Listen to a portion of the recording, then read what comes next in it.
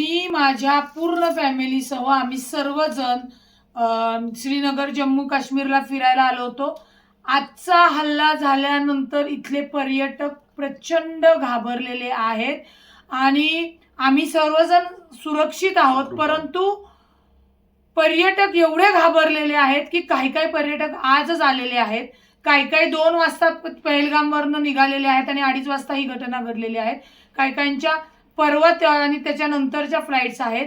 त्याच्यामुळे माझी महाराष्ट्र शासनाला विनंती आहे, माझी मुख्यमंत्री देवेंद्र फडणवीस साहेब, अजितदादा उपमुख्यमंत्री आणि केंद्रीय मंत्री मुरली अण्णा यांना विनंती आहे की इथे जे पर्यटक अडकून पडलेले आहेत त्यांना उद्या तात्काळ येण्यासाठीची सुरक्षित सोय करण्यात यावी, कारण का प्रचंड घबराट आणि सगळे पर्यटक आपल्या लहान लेकरा बाळांसोबत काश्मीरला खरं फिरायला आले होते।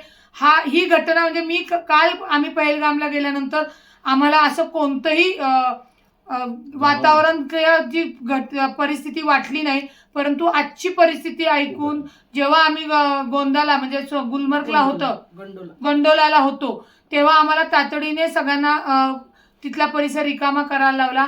माझी कृपया महाराष्ट्र शासनाला विनंती आहे, जे इथे महाराष्ट्र, कर्नाटक, गुजरात ही जी सगळी पर्यटक जवळजवळ 80 ते 90% आहेत आणि ती इथे अडकून पडलेली आहेत, प्रचंड घाबरलेली आहेत, त्यांना उद्या तातडीने सुरक्षित मध्ये विमानतळावर नेऊन आपल्या राज्यामध्ये येण्यासाठीची जी विमान सेवा असेल ती त्वरित तयार करून द्यावी अशी माझी विनंती आहे।